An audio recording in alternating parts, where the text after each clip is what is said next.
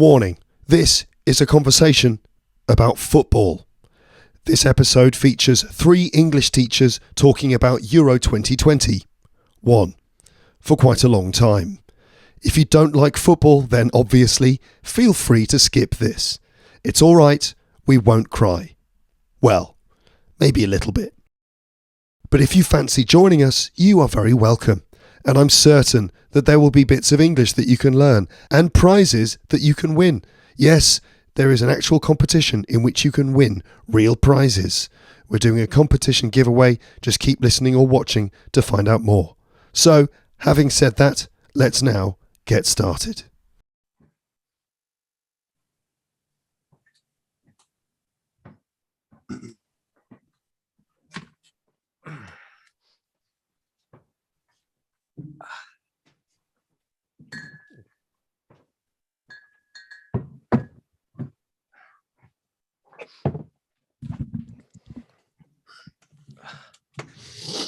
One, two.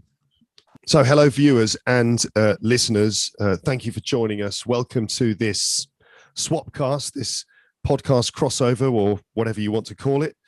My name's Luke Thompson. Joining me here we have Zdenek Lukas and Martin Johnston. We'll start with Zdenek. Hello Zdenek, how are you today? Hello, I'm great, thanks. It's a great honor to be here. Great to have you here. And also we have Martin Johnston too. Hi Martin, how are you today? Always fantastic. Great to be here. Although I am a bit concerned.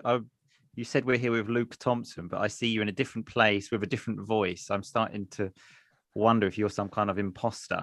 No, it is the real me. I promise. I know I'm in a different room here, and but it is the real me. I promise.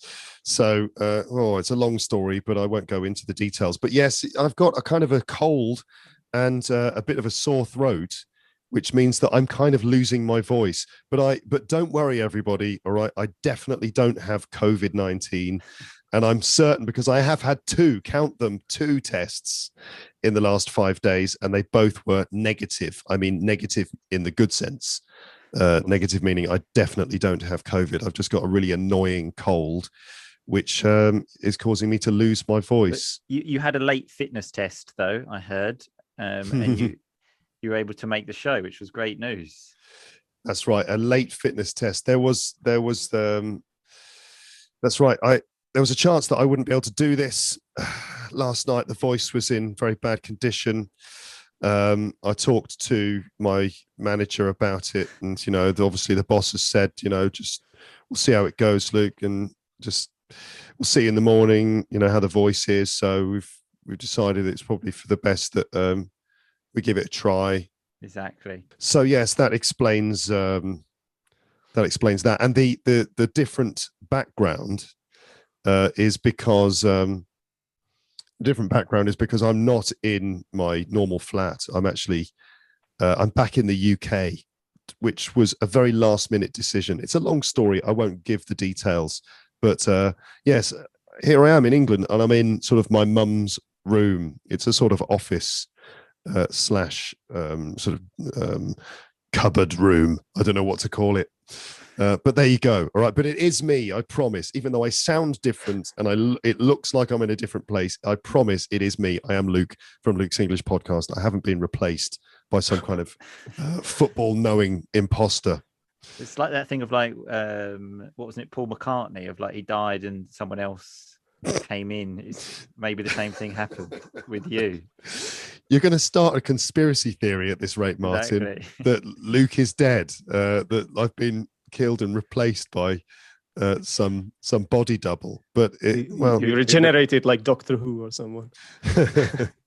This is not the first time that this has happened, though, is it? Because Zdenek and I did a meetup in a pub in London. Was it 2 years ago, I think? Something like that. Yeah, I remember it quite vividly. Yeah, because I remember us waiting for Luke to come to join the pub, and then somebody came, and that person started talking to us, but it just had a really weird voice, and none of the Lepsters in the pub had any idea it was you, even though they had been listening to you for years. That's right, because I came in and kind of spoke like this. I sounded a bit like Miles Davis, the trumpet player who kind of famously spoke like this. I didn't have the American accent as well, but I kind of spoke like this. Hello, everybody. Hi, how are you? And everyone was like, who's this guy? And Zdenek was like, no, that's Luke. And I was like, it's me, it's Luke. It's Luke.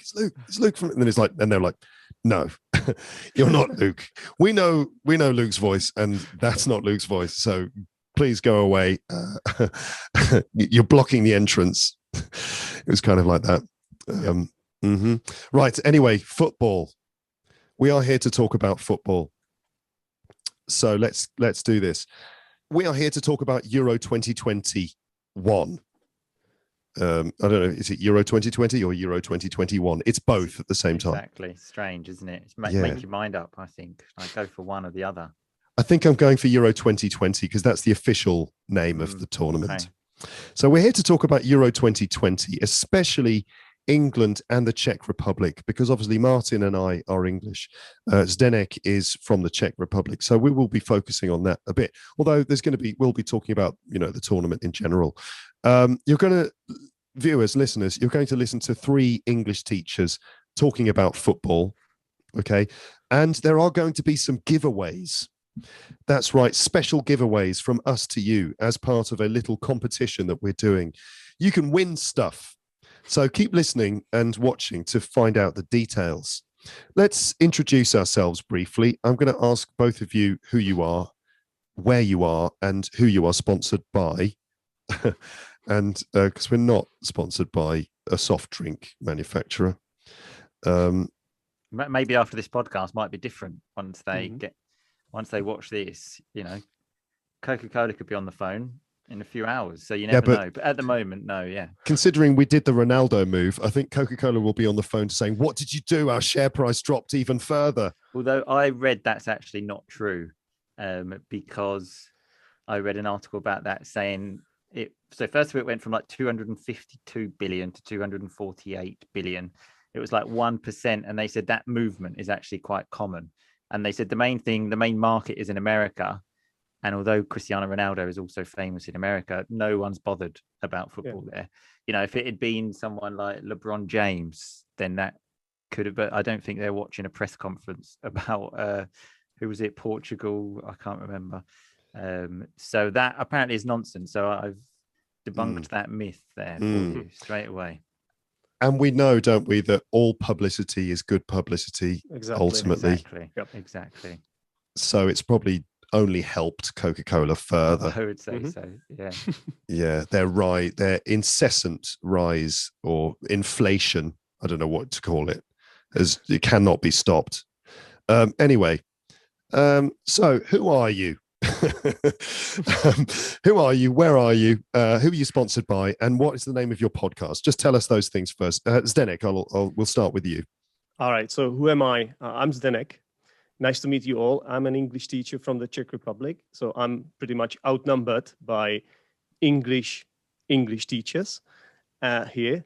And I am currently in the Czech Republic. I am a private English teacher, and I also have my own English podcast called Zdenek's English Podcast.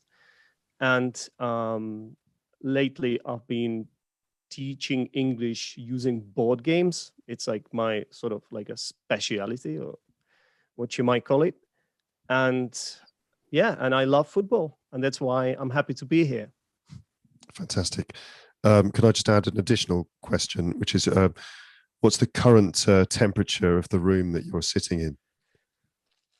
It's hot. 27 degrees Celsius. I don't know what it is in Fahrenheit. Don't ask me that, but it's very hot. Yeah. Indeed. Okay, good. This is important context. Martin, who are you? Where are you? And tell us about your podcast. Go. Okay, so my name is Martin, as probably it says on the Zoom, which you can see.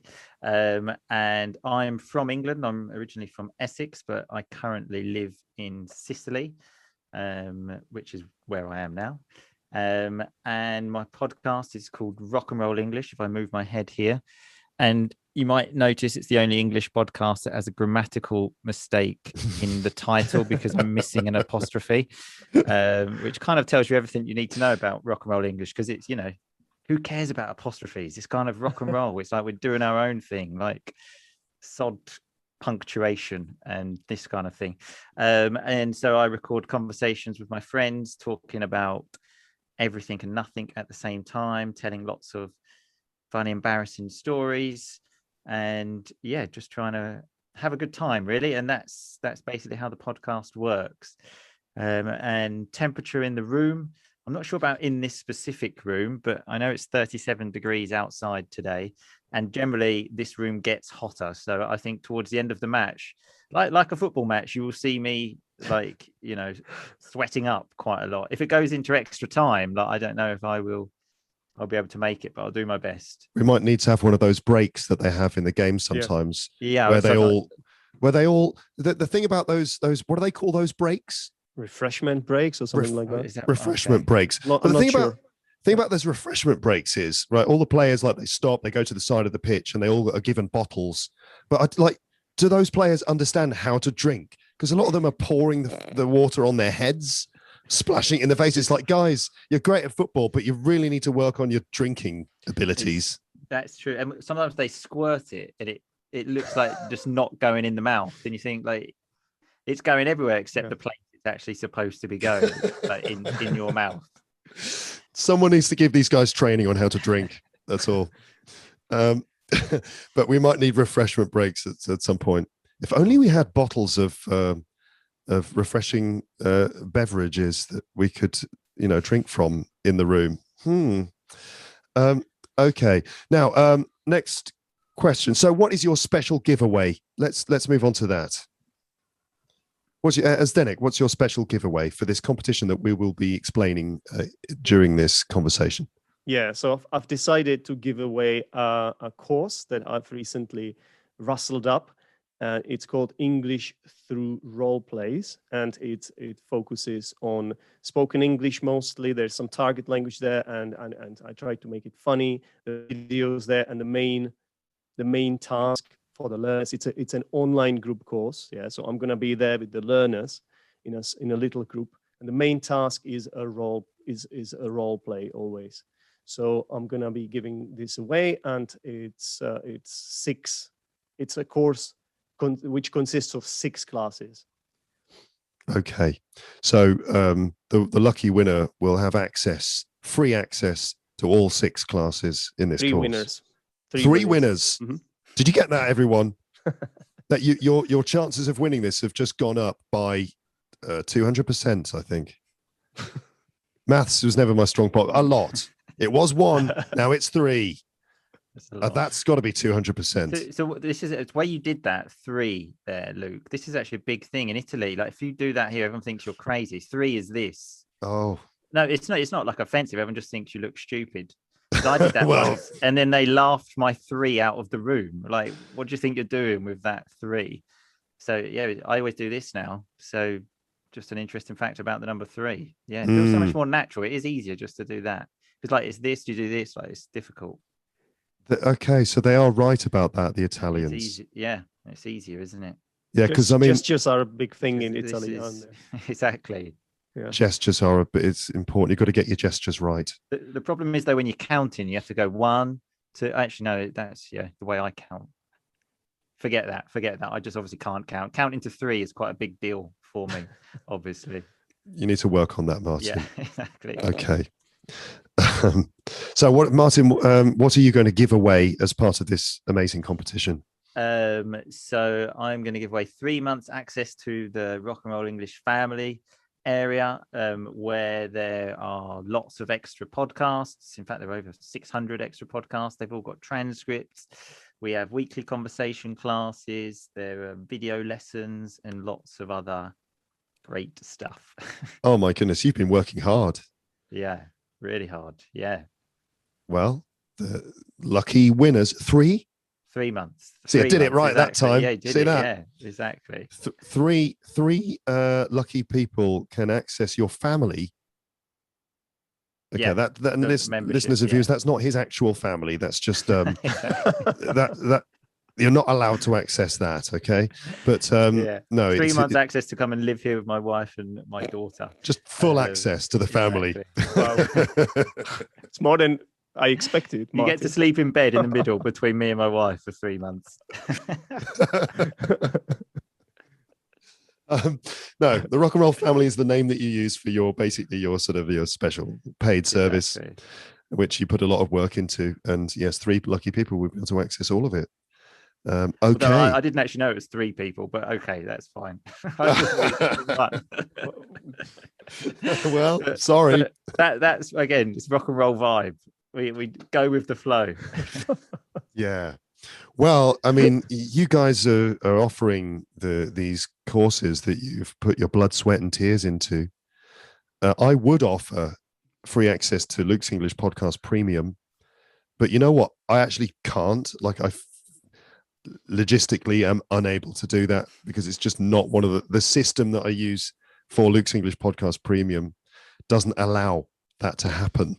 So I'm afraid that's not possible. But you know what? I am going to offer something which I think probably the value of it is considerably less than what you two are offering.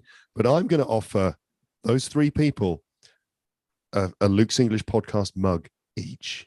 If you sign it, then the value immediately will just shoot through the roof. So. You think it wouldn't go down? It's like I like this mug, but there's a stain on it which I can't get off. No, that's Luke's signature. Oh, all right. What can I? All right. Yeah, maybe I should sign the mug with some kind of on the outside though, because if they put tea in it, they're kind of like drinking the ink, maybe. So sign it on the outside. On the outside, right? Okay, yeah, that's a good idea. Yeah. 3 signing it on the inside would be very difficult, also, like logistically to get my hand in exactly. to sign it inside the mug. 3 signed Luke's English Podcast mugs. I've been working on my merchandising store has been unavailable for ages, and I'm slowly opening things up again. And I've worked out that I will be able to offer 3 mugs. The store is not open yet, though, everyone. Okay, this is just a special. I'm making special arrangements for this to happen. Okay, the value is just going up and up now. It is, isn't it? The expectation is going up and up. Okay. Next question. Let's go back to football. So I would say, and this is a question that I think that many of our viewers and listeners will be wondering, and this is which Premiership football team do you support? The Premiership is a high-profile division. Which Premiership team do you support? Should I ask you that question, Zdenek? Sure. I support Arsenal, the Gunners. See, that's why I was wondering whether I should ask you, because I thought maybe you'd be just too embarrassed to tell us that. All right. Well, you see what I did? You see what I did? I poured scorn on Arsenal. I am a bit embarrassed, you're right, because we haven't been doing particularly well lately. So, yeah, Arsenal. Okay. There's nothing else to add, really. Sure. Zdenek. Yes. Martin, how about you? I'm almost a little bit embarrassed these days for different reasons, because I support Manchester United, but I'm from the south of England. So the classic, what they call maybe glory hunter, because my time, like when I was a child growing up, early 90s, and there was like Cantona. And I remember we were like the first people in the world to have Sky TV. So they were on TV a lot. And I didn't really have for example, my dad's not so into football. So normally your dad gets you in. So I didn't know this thing about you have to support local team. And then when you get a bit older and you realize that it's too late to go back. You're in too deep. So you have to keep plugging away, which was really difficult because they kept winning everything. So it was difficult. But I mean, that has been more difficult in the last probably 8 years. Since Ferguson left, basically. Yeah, who I actually describe Alex Ferguson as my second dad. And in fact, there's a documentary out about him that came out recently. And so you can watch this on Amazon Prime Video. And here you had to pay €5 for it. So I said to my wife that she knows nothing about football, doesn't care at all. But I said, look, you have to watch this, okay? Because he's like my second dad, and you're offending my family if you don't. Awful words for an Italian. Is she Sicilian? She's Sicilian. Yeah. So if you say, look, you're disrespecting my family if you don't watch this, she'll be like, oh, right, okay, I'll definitely watch it then. Exactly. So she watched it with me. And at the end, this is a quote. She said, that was the best €5 we've ever spent because it was so good. Oh, wow. Yeah. Just tell us again what that was. It was a documentary about Alex. Is it Alex or Alec Ferguson? Alec is just the way, I didn't know this either. It's just the way Scottish people say it, apparently. Okay. But it is Alex. Yeah. Alexandra is the full name. Yeah. Okay. So what's the documentary called? I think it's called Never Give In. About Alex Ferguson. That's the main part. Alex Ferguson documentary. Amazon Prime Video. And as an Arsenal fan, I have to admit he is a true legend. Yeah, it was amazing. So watch, but it was more the story of a man, though. There wasn't like obviously my wife that's not interested in football, but it's the story of the man, which was fantastic. Yeah. Okay.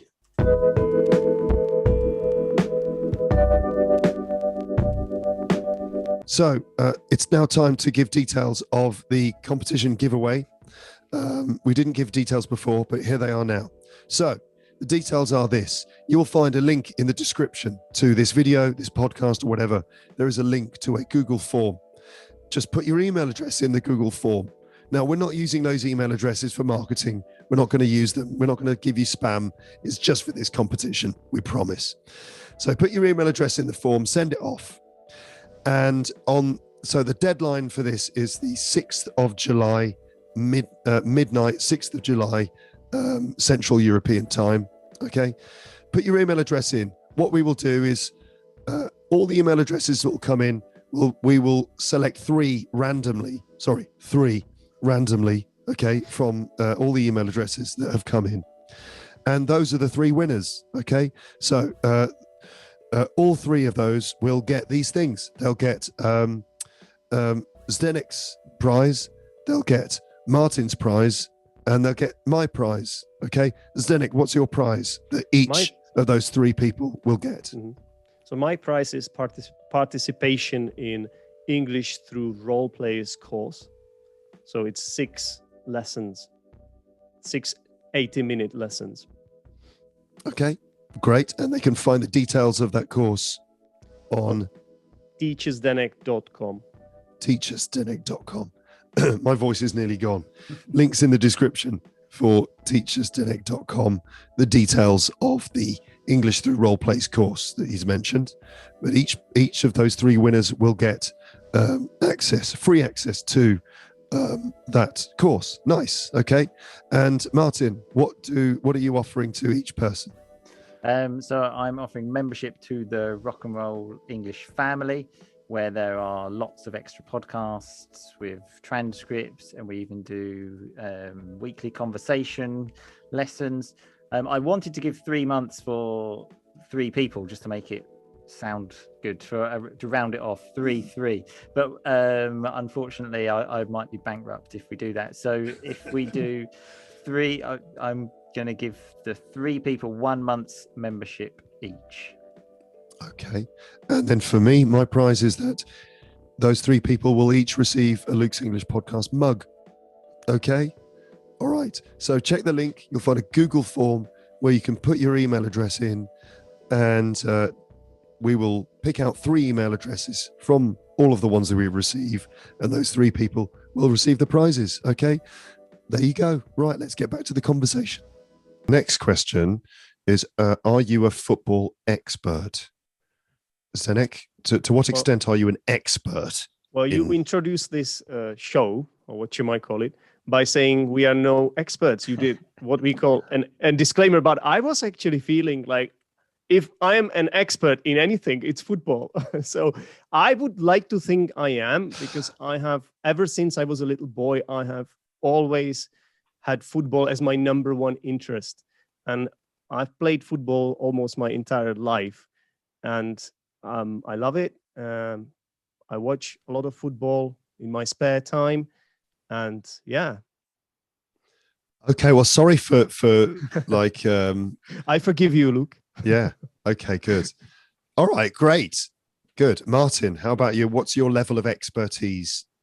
I would say a few years, so maybe 10 years ago, something like that, maybe a bit longer. I would have been like, I would have definitely considered myself an expert. I would have considered, like, I would have laughed at the experts and said, no, I'm a level above you, because it was my life. But I would say in the last, basically since Alex Ferguson left, no, and especially in the last few years, of like wife, now child, I've been watching less and less, and especially with COVID, like watching football with no fans it's just disgusting almost. I just couldn't do it. So my football knowledge is a lot less these days. So I'd probably say I'm not an expert now, unfortunately, which almost paints, like, it's quite painful for me to admit that. But I'm not saying I'm an expert. I'm just very passionate about it. Okay, that's the main thing. I watch a lot of football. I'm very much like that. So I must admit, I always think, like, countries. I don't really agree with all this. I'm a kind of citizen of the world. I consider myself man-made borders. But then when it comes to like a football tournament, I just think, like, fuck everyone. Like, come on, England. Like, which is totally different to my normal mentality. In fact, I was at a wedding the other day, and obviously everyone was Italian. I was talking, and they were saying, like, who would you support if Italy played England? And I was like, I would want to win 10-0, like, against. That would be like even more reason to want to win that. So that's, I just do get very passionate, especially when it's a big tournament. Was that an Italian person who asked you that question? Yeah. The reason they asked you is just because they hoped that you would say Italy. Yeah, but there's no way. I mean, it's bad enough for me to admit I'm not a football expert anyway. There's no way I'm ever going to say something like I'm going to support Italy over England. I mean, I said, when England get knocked out, which will surely happen, then I'll support Italy. That's fine. Yeah. Right. But until that happens, I'll be behind England all the way. I was watching France versus Germany in France, in Paris, where I normally live, on a terrace, in an area just outside a cafe where they had a big screen. And one of the guys sitting in front of me, identified very easily that I'm English. And he was like, oh, how long have you been here? Blah, blah, blah. So who do you support, England or France? I was like, mate. Yeah. Like, and the reason he asked me is because there was a slight hope inside him that I was going to say, well, yeah, France. Because, can you imagine a French person would just be delighted to hear me say, yeah, France, because, everything English is shit, isn't it? I mean, honestly, on balance, now I've spent time thinking about it, it's France. That would be, he would be absolutely delighted. But, I could hardly contain, I couldn't really hide the contempt for the question in my face. Yeah. I was just like, well, yeah, it's England, Yeah. Instead of just laughing in his face and going, England, obviously. I just had to go, well, it's England. But, I'm sort of, I'm quite keen for France to do well too. Although I have to be honest, there were moments during the game when I secretly was thinking, oh, go on, Germany, score a goal. It'll make things more interesting. I love watching French people get angry. Right, questions. So I've got questions here that have been, we all wrote these questions. I'm just moderating this. Oh yeah, I was going to say my level of expertise in football. I think I'm certainly third. I'm doing it again. I'm third in the group here in terms of my expertise in football. I love football. I love playing football, although I don't play it very much these days. I don't support a particular team in the Premiership, which you are not allowed to say. I mean, that's breaking some social rule. You're not. It's breaking the rules. I know I'm not allowed to say that, but it's true. I don't have allegiance to a particular team. Although, there was a period when I was the peak of my football craze, my football enthusiasm, was in the late 80s, early 90s. I'm showing my age now. Late 80s, early 90s, and I was a Nottingham Forest fan. I'm from the Midlands. I'm also from the southeast, from London, but spent a lot of time growing up in the Midlands area. And 1989, Nottingham Forest were doing really well. I think we were playing against maybe Man United in a semi-final of the FA Cup. And my dad and I both liked the way that Nottingham Forest played. They were managed by Brian Clough at the time. Yeah. Legendary football manager Brian Clough. He was their manager at the time. It was the end of his managerial career. But the guy was amazing because he made the team play a certain type of football that was very nice to watch. They played the ball on the ground a lot, a lot of passing on the ground rather than the basic, route one style of just hoofing the ball up. The English style of football is just get a big man at the front and just hoof the ball into the air, long ball game, aim it at the centre forward, and then just try and scrappily get the ball in somehow. But Brian Clough had a more continental approach, I think, inspired by like Italian teams or Spanish teams from the 70s, I think. And they played the ball on the ground, and it was really attractive football. And so my dad said to me, look, if Forest get to the final of the FA Cup,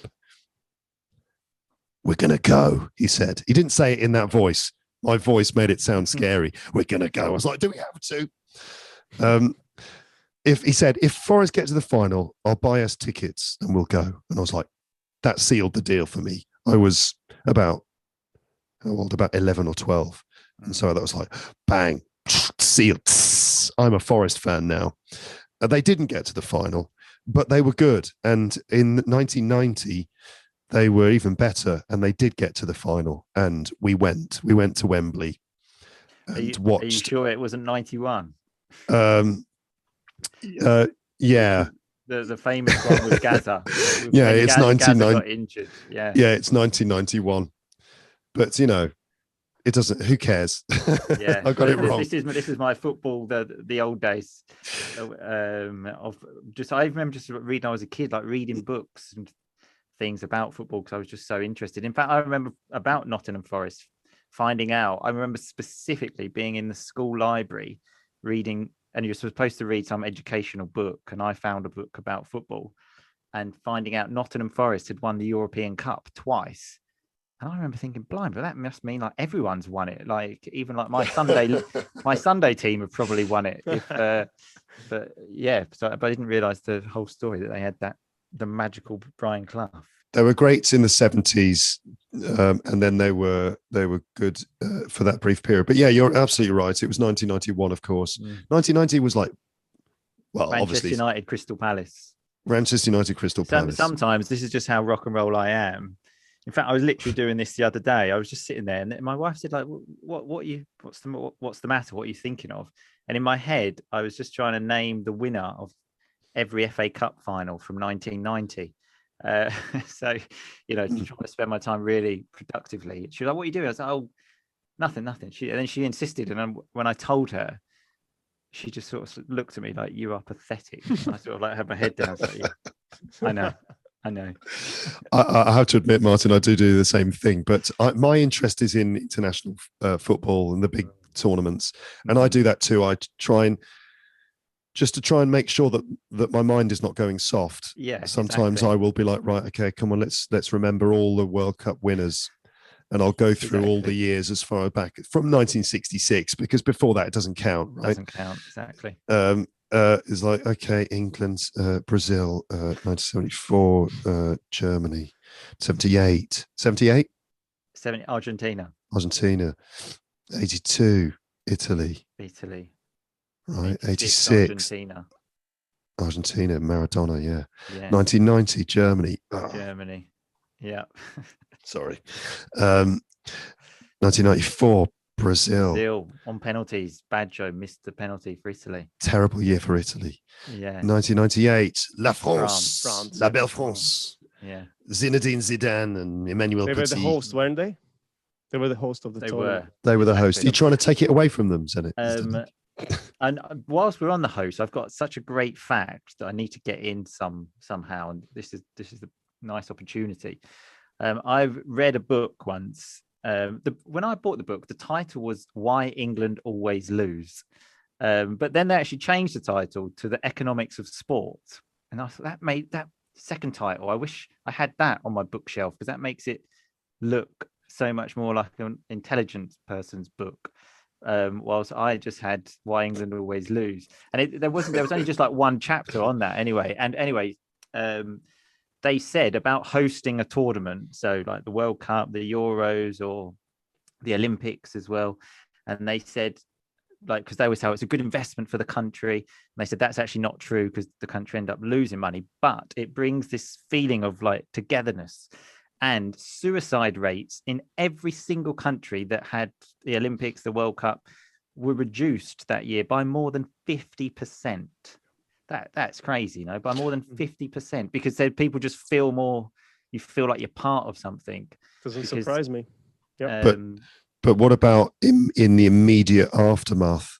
Did suicide rates go up by 150%? Well, they went by the whole year, and I thought that was amazing because, and from my experience, the only experience I have of that is when football came home in 1996 and England hosted the tournament. And there really was, like, you could almost just feel the buzz around the play. And also the Olympics in 2012, although I actually came home late for the Olympics. I was in Italy, and then I remember I wasn't really so interested because I'm not so interested in the Olympics. I remember getting home and like my sister-in-law saying like, "Oh, I need to get home and watch the swimming." And I was like, when have you ever been interested in swimming? Because everyone just got so involved in it. And it was the same kind of thing there. Okay. Yeah, I totally get it. Well, we won't continue listing the World Cup winners. People can just Wikipedia it, of course, if they don't know. I mean, yeah. Anyway, we've got to focus. Just send me a private message. I'm happy to go through it with you. Okay, it's fine. We could talk about Euro 96, but we plan to talk about it later. We've got to talk about Euro 2020, which is ongoing. Yes, but to finish the point, I'm less of an expert on football than you two, but I love especially international football. Right, so where are we, Zdenek? Euro 2020. Where are we now in the competition? Just to give people context. All right, so we've just started the third round of the group stages. So there are a few more matches to be played, and then there will be the knockout stage, obviously. So yesterday, one of the groups, was it the group A? I think that's logical. The group A basically finished. So this year it's a bit different because there are more competitive, more participants of the tournament. So it's always the first two teams progress to the knockout stages, but also the 4 out of 6 third places also go through, which in my humble opinion makes the tournament really interesting. I wanted to ask people's opinion on that. I don't like this. I don't like this. The third place team can go through because I think it just takes the edge of it. So, for example, the group where there's France, Germany, Portugal, and I think Hungary. Normally, you're looking at that group thinking, okay, one of those teams is going home, which is good. But now, and I don't like this, the thing. So I can't remember who finished third in the group yesterday, maybe Switzerland. I can't remember. Now they have to wait to see if they qualify. I like it to be black and white. You finish third in the group, pack your bags, go home. And also, if you're in a group that doesn't have 3 teams going through, you're going to be a bit annoyed, aren't you? You're going to be like, wait a minute, these guys have got a considerably greater chance of getting through to the next round than it goes on like goal difference and points. It's like the 4 best third placed teams, if that makes sense. Oh, so it's not specific to any group. It's not just sort of just random of like, we quite like the look of like Hungary. Yeah, come on, you can come through. I thought it would be like Group A, 3 teams are going to go through, but Group B, only 2 teams. Fuck you, Group B. No, that would be harsh. That would be harsh. Okay, so they're just. On the other hand, I would say that you have fewer matches that like don't matter, because you play until the last match. Because even if you lose your first 2 matches, there is a mathematical chance that you might still progress. So, I mean, I think there are both good points and bad points about this. But I understand where you're coming from, Martin. Okay. Have we already established then? I'm sorry, I wasn't focusing because I'm thirsty and I was thinking, how am I going to open one of these bottles of this beverated sugar drink? You can open it with teeth. Beverated. No, carbonated sugar drink. That's what I wanted. How am I going to open that with my teeth? I can't do that. No, some people I can't either.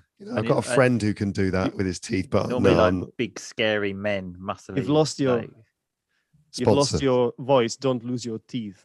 Come on. Good point. I know, but I need to be hydrated. I do. I need hydration. I've run out of water. Anyway, so yeah, it's the 21st of June, 2021. England are going to play the Czech Republic tomorrow. We are in the sort of final stages of the group stage of the tournament. That's where we are. Okay. How many matches in the competition have you seen? Have you managed to get 100% or not? Zdenek? Oh, I haven't. I have seen most of the matches though, but there were a few I didn't get to watch. But overall, I think it's been a fantastic tournament, and even the matches that I wouldn't normally be interested in sort of are making it for me. It's really an interesting tournament. Yeah. Okay. What about you, Martin? No, certainly not 100%. I mean, even at the very height of my footballism, I'm calling it. My love for football. So I'd probably say around France 98. I mean, to get 100% of the matches, that's going some. So even then, I don't think I probably did. Then I'd probably put my percentage in the 90s. Now much lower. Although one thing is, it's just good to have on in the background, isn't it? Sometimes you're not necessarily watching it. It's just like, well, there's a match on, put the TV on, look over when there's a goal, kind of vibe. So I've been doing a lot of that as well, of when I can. But no, I haven't actually been able to watch that much. Obviously, the England games I've seen. I haven't even seen all of the Italy games, but yeah, I've seen all the England games and bits and bobs here and there, I would say. Yeah, similar to you, Martin. I've probably seen about 40%, 50% maybe. Quite a lot. I mean, I've seen quite a lot of it. But I also have I listen to the commentary on Radio 5 Live. Whilst watching the TV. No, just while cooking in the kitchen or doing other things, I'll just have 5 Live. Little plug there for BBC 5 Live, other radio love audio stations. So much. I just love audio. You don't want to go for BBC iPlayer kind so of vibe. Devoted to audio. Okay. Right. But no, I like the commentary on 5 Live. I think it's amazing. That's actually, one thing I've never enjoyed. I've always hated listening to football on the radio. I just hate it because, but you can't really understand anything. And then when they start talking like this, you think, oh, there's going to be a goal. But it's I just so many times I remember listening to it in the car when I was a child and just think I've got no idea what's actually going on here. So yeah, I'm definitely not a fan of listening on the radio. Although I would say it must be linguistically rich. It might be interesting to do some kind of a thesis on this, to be honest. Well, the language must be slightly different from the TV commentary. You did do a thesis on this, Zdenek. Not on the radio, not on the radio commentary, though. But you did a master's thesis about football commentaries. That's right. In English. Oh, God, I would have loved that. Send it to me. I'm going to read it. Okay. I don't think it's as interesting as you might think, but it was an interesting thing to do. You know, it made the otherwise really not very good experience of writing your master's thesis at the university. It made it way more enjoyable for me because I was transcribing the commentaries and picking out the language and sort of analyzing it. Not 90 minutes because that's 5 minutes. It was 5-minute excerpts, like five. Right. I had like 5 5-minute clips. Okay. Yeah. Okay. Yeah. Okay. I mean, I feel like I should now, we should take a little tangent into football cliches that you hear in football commentaries. It's one of my questions, actually. What's your favorite cliche by football commentators? Because they often will say the same kind of thing in their commentaries. Okay, I'm going to. Go on, Martin. Luke, normally we need him to normally ask. Sorry, Martin. Direct questions. Like Zdenek and I are like, we need direction, Luke. Like Martin. we like, we don't know what we're doing. Martin, there you go. I'm doing it now. Good, Martin, thank you. And I need to be ordered. I will continue to do that. I thought about this question a bit, and I haven't really got one which is so common. So I first of all thought one of my best ones. This is more Sunday League kind of thing. When you would hear when playing football as like a child, and you would often be playing terrible pitches and lots of wind in England, obviously like in the winter, and lots of small children trying to run around after this ball. And then when it would bounce, it would like get lost with the wind, and then you would just hear everyone just going, "Don't let it bounce," and then it's bounced, and then the ball's just sort of like the goalkeeper's bouncing, it's like bounced into the other goal. So that was my favorite from Sunday League football. But one of my favorite one, like that a commentator used a lot, Andy Gray, who was a very famous commentator, now is not really well liked because of some not very nice things and views about women, I suppose, that and he basically got sacked from TV, well, from English TV, and rightly so, I want to say. And he had one which I loved, which was form is temporary, class is permanent, which I always just thought, even just in life in general, because you think a player, sometimes they might be going through a bad period, but you never lose that class, you never lose the touch. I've got to say, a bit of rock and roll vocabulary there, Martin. Form and class. Can you explain?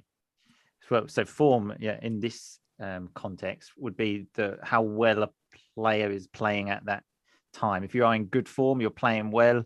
If you're in bad form, you're not playing very well. And class is a difficult one because it's not like class as in the class system. Middle class, upper class, lower class. No. It's not like that. It's like I suppose almost your ability, I suppose, if you talk about a player's class, so ability. But we it's such a lovely term, I think, such an elegant way to describe a player of like, and it is true, you never lose it, because back in the day, I was a fairly decent footballer, whilst now I'm not, but not because I've still got the touch. You never lose that. It's the legs. You just can't run anymore. That's the problem. But that thing of like the class is permanent. I love that. So like Beckham is a good example of a player who had class. Definitely. Because there was a level of talent that was just built into him that he would never lose. He was always going to have the ability to pass the ball perfectly. But his form is more like, it's difficult to explain that, isn't it? It's just like the way he felt at that period of time in his life, and whether he was being lucky or unlucky even during that period. Cool. But he still had an inbuilt level of natural talent. That's class. But also class, I feel, is in the way that you conduct yourself as a footballer. Absolutely. In fact, I think I mentioned this in a podcast recently.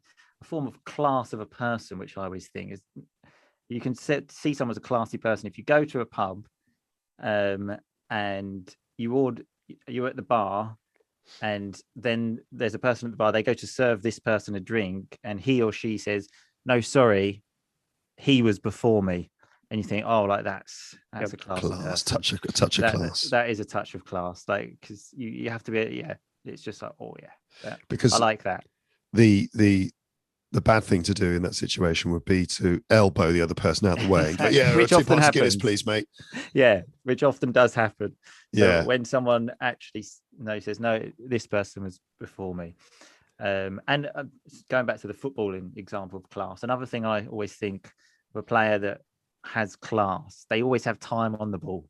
You never see a class player rushed. For example, Pirlo, the Italian player, you never saw him like running and like diving into tackles. He was always seemed like he had time on the ball. Sign of a good player. It's like time moves more slowly for these people, exactly, and they're not in a stressed out panic. Yeah, they're just composed. Exactly. And like Zinedine Zidane is the perfect example of that, except for that one moment. Yeah. But even then, he showed a little bit of class in it. Yeah, exactly. I mean, he did it very efficiently. It was obviously a horrible moment, the headbutt. I mean, obviously, it was a horrible moment of violence. But at the same time, you know, you have, as part of me respects the way that he did it so effectively. Got very like into the part of like where it would wind you the most, I suppose, as well. Very efficient, straight there. Yeah. Managed to get the center of gravity right into it like that. Pam! It's like if that was a game of Street Fighter 2, that would be like a perfect, you know.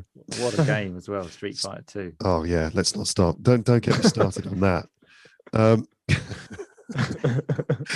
Oh God, football, right? We've got to continue talking about football. Zdenek, we'll go back to our resident expert here. Best. Let's talk superlatives. Best game, best team, best player so far. Best goal. Okay, well, where do we start? Take your pick. So, okay. So the best game, probably in terms of the number of goals scored and how open the game was, I would say Germany-Portugal was a really good game. So that's the game that Germany won 4-2. And Germany were the better team. They definitely deserved to win. And even though there was a moment of magic from Ronaldo, who is obviously the best Portuguese or the best known Portuguese player. Pretty famous. That I think his first name is Cristiano. Maybe? Cristiano Ronaldo. Okay. Yeah. Dave, isn't it? Dave Ronaldo. Cristiano. That's it. And when I say a moment of magic, no, I don't mean the Coca-Cola thing. Yeah, we basically defended a corner and then he ran like across the whole pitch at a top speed. He is, by the way, 36. In fact, so he makes me feel young because he's the same age as me, and I kind of think, well, like he's still going, so like maybe I still might make it. You never know. You say that, but I'm two years older than you, and I did find there was one player. I can't remember his name, but there was one player that is actually at this age. I was like, thank God, I'm still not. There's still a player that can play at my age. But the next tournament, I think that's it for me. I'm done. Yeah, same. Interesting that he doesn't drink sugary carbonated drinks, isn't it? And he's very good at running the length of a pitch. And then just to finish my point, basically, Ronaldo ran across the whole pitch, and then he was at the end of a goal. He scored a wonderful goal where they passed him the ball. It was an easy finish for Ronaldo, but just the willingness to go forward and how much he just does for the team, it's incredible. And he's just such an all-round player. And I didn't actually expect Ronaldo to be this good in this tournament. But the first thing he did, I think he did it in the first match, he became the top Euro goal scorer ever. He surpassed Platini, Michel Platini. Now he's at 11. I think is he at 11 goals? 11 or 12 goals. He's also only a few away from scoring the most goals ever as an international player. I think someone from Iran has it at the moment. He's got 109, and I think Ronaldo's got 107. So he's going to win football, basically. Basically, yeah. He's won football. Like Ronaldo scored the most goals, right? Ronaldo's won. Football's over now. Exactly. He won.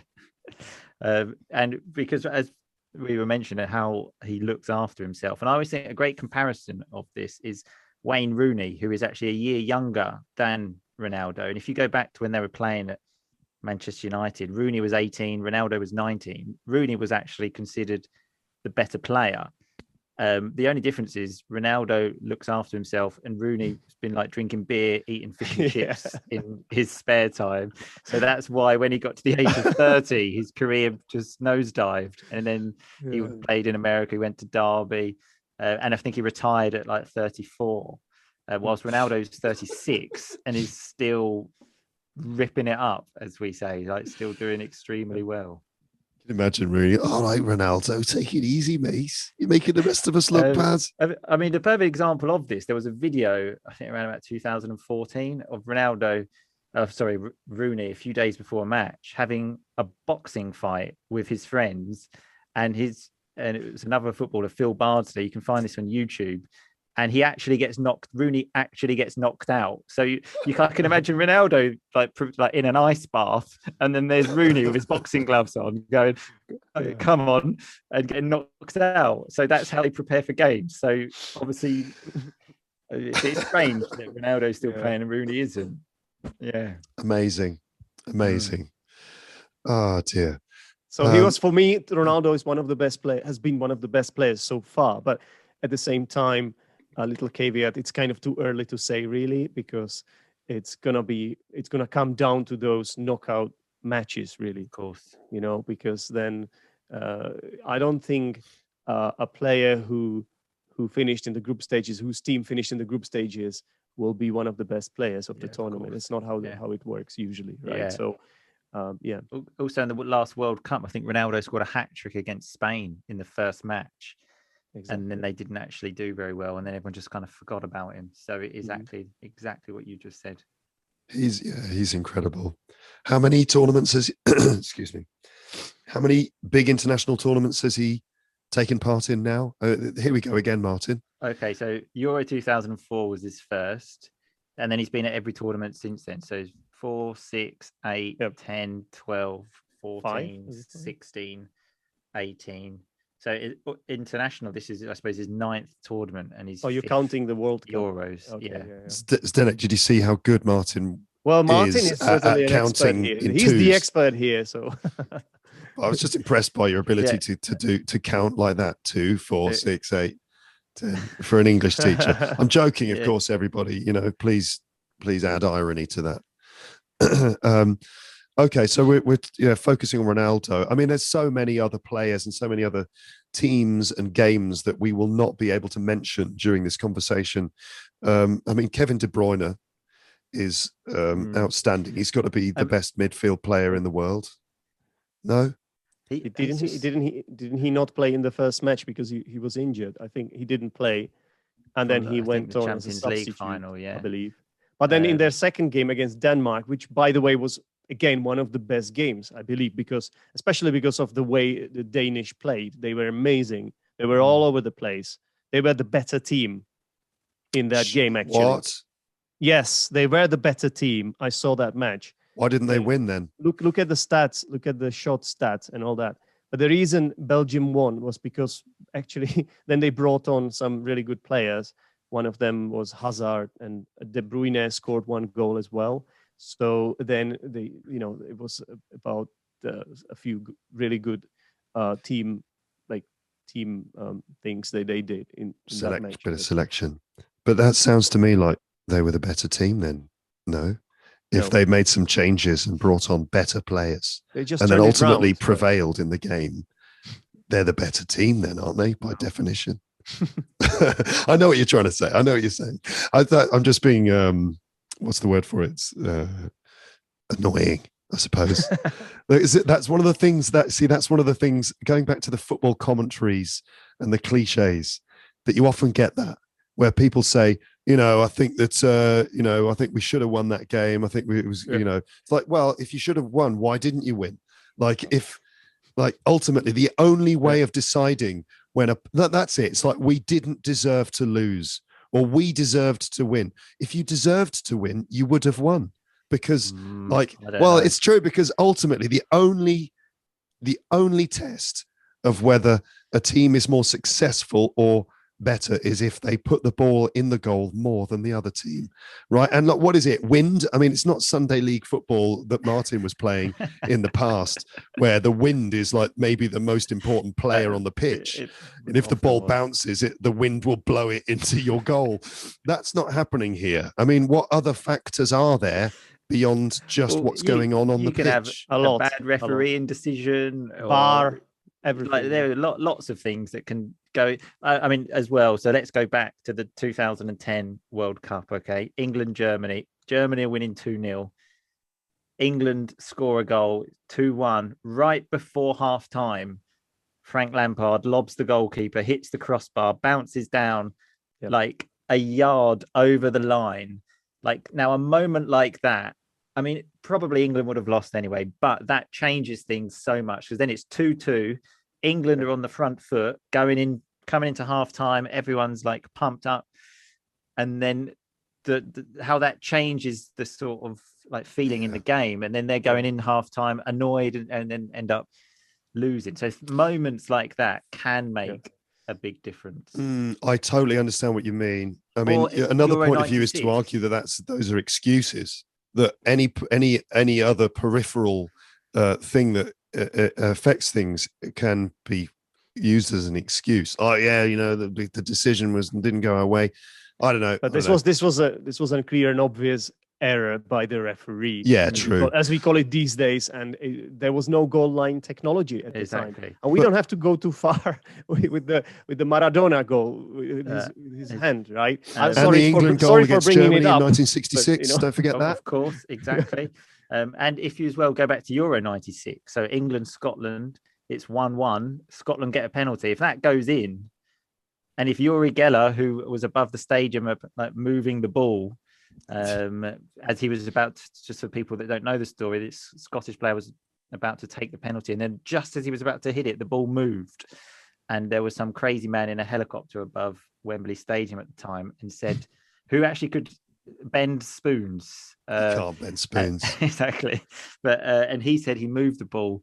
They missed the penalty. England went up the other end and scored and made it 2-0. And then from there, that's when the tournament went. Whoosh.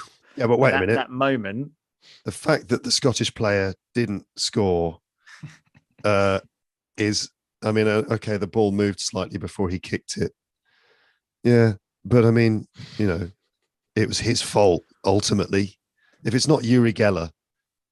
Yeah, but I'm just saying that the things can change. So that sometimes as Jimmy Greaves famously said, football, it's a funny old game. Anything can happen. So sometimes you don't always get what you want. And then the other thing, speaking of cliches, is that's football. Like, there's no explanation except that's football. Yeah, well, Martin, that's football, isn't it? At the end of the day. Yeah. And the one that I've noticed recently, in fact, England versus Scotland, Ali McCoist was commentating on the game, former Glasgow Rangers superstar. Ali McCoist, who kind of speaks like this, all the S sounds are all S sounds like this, So I think he should have scored. I think he should have scored is my favourite at the moment, where someone has gone up for a header. And for example, they've gone up for a header and they've missed the header and it's gone over the bar or whatever. And Ali McCoist goes, "Oh, I think he should have scored there." It's like, of course he should have scored. That's the whole point of the game. But Luke, it's like saying, "I think you should have studied harder for that exam." That's why you failed. Well, I think you should have scored. Oh yeah, really? Oh, I think I shouldn't have scored. Actually, I think I should have just stopped and given the ball to the goalkeeper. Of course, he should have scored. That's the whole point. But as an English teacher, should have scored there, Sorry, Luke, as an English teacher, you have to admit this is a brilliant opportunity to teach language for criticizing, right? Yes. It's amazing, or for whatever. It's the language for criticizing, right? Mostly. And like when you make a mistake, what do you call it? When you make a mistake, and then you sort of for blaming yourself as well, right? That's the word for expressing regret. Yeah, regrets. That's the one. Yeah, but it's like the shades of meaning. The two slightly different meanings of should have. Like he should have scored. What Ali McCoist meant was he should have done better. He should have. That was an opportunity that he should have capitalized upon, right? And so that's what he means, rather than, because also he should have, meaning he made the wrong decision, like that's why it's like, he should have studied harder to pass the exam, means he should have made the decision to study harder. Whereas I think he should have scored means that, how do I describe that? That's it, rather than it being was such a clear-cut opportunity that, he should have done better. Sorry, I bet is what he means. Exactly, yeah. But I just find that funny. That slight ambiguity. As a comedian, I jump on that. I'm like, of course he should have scored. That's like a stupid thing to say. I think, it's like at the end of a game, like England lose. Well, I think England should have won that. Oh yes, yeah. Thanks for the insight. Yeah, because in that way, it's to say like it would have been better idea, which kind of makes it a bit strange. Luke, with your back, you froze for everyone froze there for a second. We've got some interference here during the video, ladies and gentlemen. We are currently experiencing we're experiencing technical difficulties here. We've got an unstable or unstable internet connection. I think we're back. I think, and I think we're back now. Okay, back to the interview. Sorry, I just want to mention something here, because on football cliches, and something that came into my head, which I hear so often, that I just want to bring up. I feel very strongly about this. Anytime you hear someone talking about someone, they will always say, like, for example, Cristiano Ronaldo is the best trainer. He's the first into the training ground and the last to leave. You hear this, and I always think there must be a bloody queue. I mean, people must be getting to this training ground at like 3 o'clock in the morning, and to leave, everyone's going, no, you go, I'm not going. You go, I'm going to be the last to leave, because everyone is the last to leave and everyone is the first to get there. Yeah, it's like, imagine a commentary track of someone talking about Portugal versus Germany. Well, Ronaldo, he's an outstanding player. I mean, he truly is world class. And, it's the devotion that he shows to not only the performance, but the training. He's the first to arrive on the training in the training ground and the last to leave.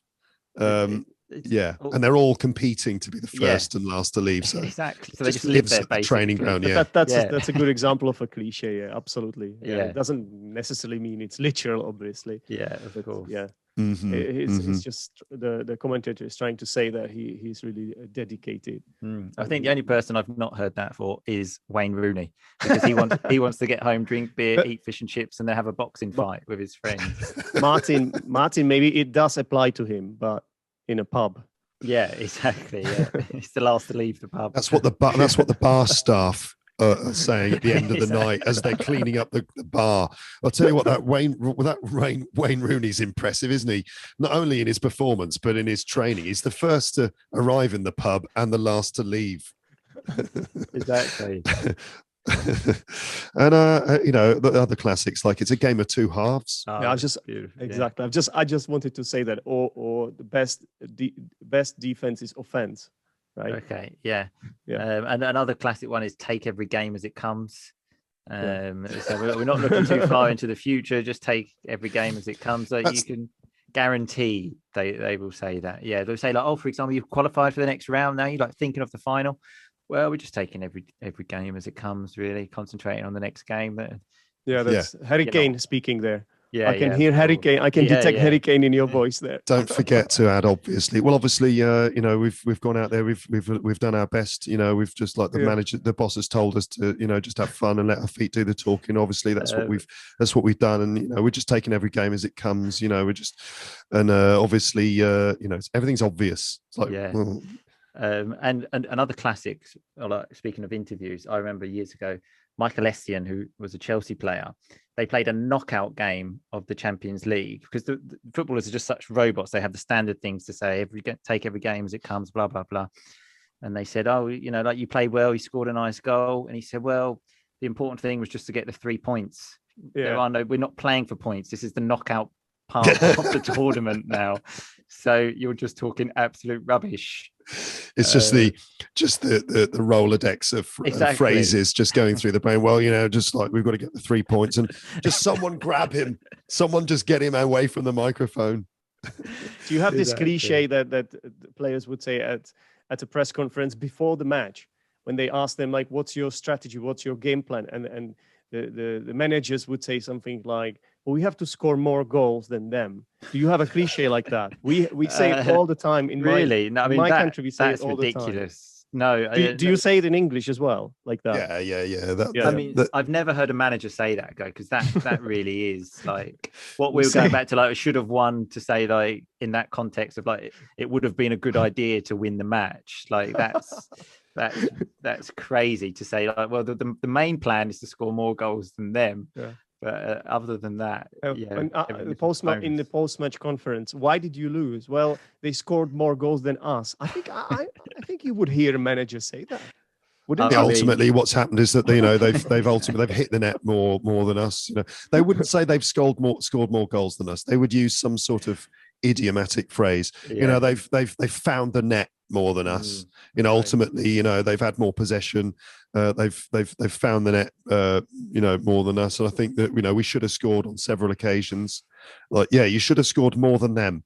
And like, I will shout at the TV sometimes during the punditry. That's when the experts or the guests in the studio are analyzing the game afterwards, and they are basically sometimes using rather fancy language just to say, well, this team played better than this team, team scored more goals than this team, and that's why this team won and this team lost.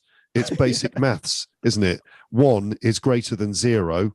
We all studied maths at school. But let's keep talking until it's time to stop. Exactly. Just think how much money they get paid to talk rubbish like that. I mean, it's about who says it. Like, Gary Neville, he's brilliant. I have a lot of respect for him. But it's ultimately who says it as well, and in what kind of way they say it. If they make it sound very compelling, then no matter what they say, you're just gonna look at it with your mouth wide open.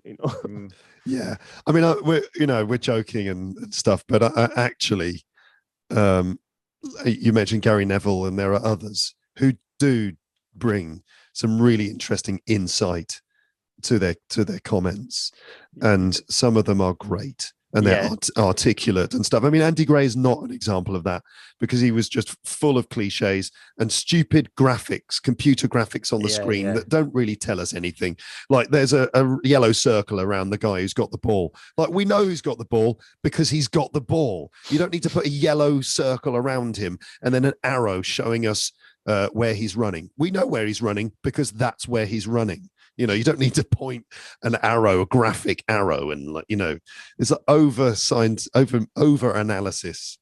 Although, as a commentator, I thought he was good just because he had passion. The famous one was when Steven Gerrard scored a last minute winner that sent Liverpool through the group of the Champions League, and as it hit the back of the net in like the 91st minute, Andy Gray, just again, you can find this on YouTube, just went, "Oh, yeah, beauty," which I thought was brilliant. Just to hear a commentator just lose it. You are in Alan Partridge territory there, of course, because famously Alan Partridge, the comedy character, who's like, striker and another, and other things like, and that was liquid football, and others like, shit, did you see that? That man must have a foot like a traction engine, and even just simply like, and that was a goal. I just love the passion. I thought Andy Gray was a great commentator, less of a pundit, but the commentating side I thought was very good, just because of just the passion involved. That's what you love to see. I will always remember. So England played Northern Ireland. I think it was a qualifier for the 2006 World Cup, and England lost the match.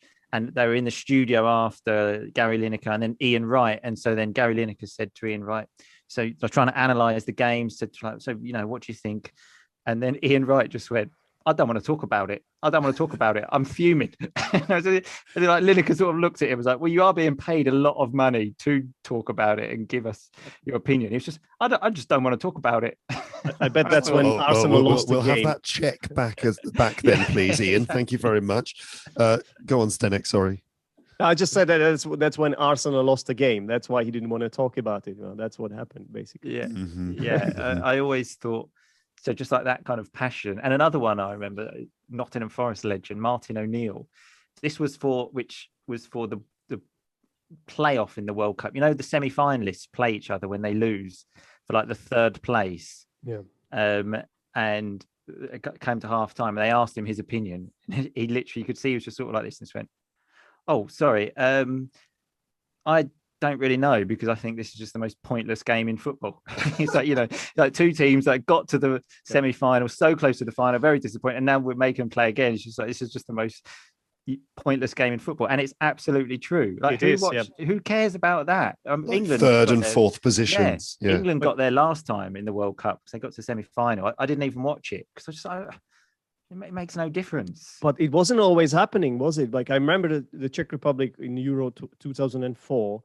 That's when we lost in the semifinals against Greece. But it's the World Cup, though, they do it in, not the Euros. Yeah, so I think they do it in the World Cup, but they don't do it in the Euros. Exactly, right? Yeah. Okay. I know certainly it's been happening since 1990, because England played Italy in the fourth playoff in 1990 in the World Cup, and they've done it since then. I don't know when it started, but it's the most stupid thing. I understand it in the Olympics, because you have the medals and it really counts. Like the bronze medal is a nice achievement. But also, though, when, for example, when in the Olympics, if you're doing 100-meter run, everyone's running at the same time. So you're when you're playing the third and fourth match, it's not like you're playing that thinking we might win the World Cup in this match, because you're playing the match, which it's not going to inspire that much passion among the players and the fans. Exactly. Like, we really want this third place trophy. It's not even a trophy. No. Yeah, it's I don't like even know if they get a medal. I don't know what they get. Jerry Seinfeld did a funny routine about coming second in a tournament or a sport or something. It's like, if you come second in a podium on the Olympics, so second is the worst place, because you are basically the first loser. Like, of all the losers, you came first in that group. Well done. And so third is like even worse, because you don't even get the glory of being the first loser. You're actually the second loser. So it's not exactly the game that inspires the most passion. That coveted position of number three. Number three, that is, not number three. Number three. That is a difficult position, isn't it? We have to admit that is a difficult. For those of you listening only using the audio track, we are now currently holding our fingers up and attempting to demonstrate three with the use of the fingers. And as Martin mentioned earlier, the Italian method, which is to stick your thumb out to the side and then your two other fingers up in the air, that's a much easier way to do three than the way I tried to do it, where I tried to put my palm forwards and have my index finger, middle finger, and ring finger raised, and it looks terrible, because of course the ring finger is the useless finger on the hand, and when you try and raise all three fingers, it just looks like some pathetic kind of dead tree or something, doesn't it? Oh, we've got connection issues again. You actually froze a bit there, Luke, whilst your hand was in the three. It was in the perfect position, just to demonstrate he's in England, for the video. It's not as hot there as in Italy or the Czech Republic right now. As far as that makes all the difference. Yep. Shall we continue talking about Let's go. Football? Come on. We've been going for at least an hour. I don't know exactly. Let's see if we can make this 90 minutes long. Okay. I said before recording, I was like, hey, we should try and limit this, because otherwise, oh God, it could end up being 90 minutes long. That would be ridiculous. And now I'm going, yeah, let's aim for 90 minutes. Exactly. It would be appropriate, the length of a football match. Exactly. And while watching England versus Czech Republic or any other game, you could choose to listen to this instead. Why would you do that? I don't know, but that's your life. You're free to choose what you want to do. Okay, stop rambling, Luke, and try and get to the questions. Okay. Well, best goal so far. Any outstanding? Is it too early? Has to go to the Czech Republic player. What was his name that scored from like the halfway line? He's got a funny name, hasn't he? He's got a name that could... Schick, and the goal was really chic. Chic. Patrick Schick, that's his name. Patrick Schick, and yes, that doesn't beat I think he was Russian. and his name was something Yarmolenko. Jerkov. No, he was Ukrainian. Yarmolenko. Okay, it was He's a Jerkov. West Ham player, and he scored for Ukraine. Yarmolenko. No, sorry, I'm talking about like famous names of footballers, and there was someone that played about 10 years ago. And I Oh, think he right. played for Russia, and his surname was Jerkov, like Jerkov, like Oh, right. You're referring to so- the name. Okay. yeah, exactly. Yeah. I always thought that was a good name. Jerkov. Was it not Jorkaev? That was another player. Oh, that's another one. Player. But there was a player called Jerkov. There was also Hulk, of course. Yeah. Yeah. Oh, that's a bloody quality name, isn't it? Brazilian, right? Yeah. It's, it's like if you got Hulk on your team, well, I don't know. Is Hulk I'm talking about the Incredible Hulk now, the green one. I mean, Is who he else can you good be talking about? Is he good at football? I don't think so. He smashes things. But he And I did think that's look why like Hulk, Brazil that player. didn't. That's why they didn't win during that World Cup, because they had Hulk. Yeah. It's like Hulk is not a tactical player. He just smashes things. But he wasn't actually the Incredible Hulk, was he? He was just a guy called Hulk. Such a great name, though. Such a great name.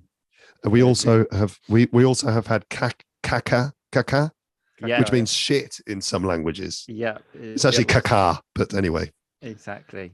Yeah. And my favorite name at the moment in the England team is Tyrone Mings. Okay. Yeah. He's also my favorite player on the team, I have to say. I like him. Yeah. He was a mortgage advisor, wasn't he? And now he's a Premier League footballer and plays for England. So I did not know that he was a mortgage advisor. If you want to get a mortgage, just give Tyrone a call, and he can help you out. But speaking of names, well, I have to mention this as well. There was a Crystal Palace player, and his name was, I think, Marcus Fitzhall. And this is the best nickname ever. They used to call him One Size. Get it? One Size Fits All.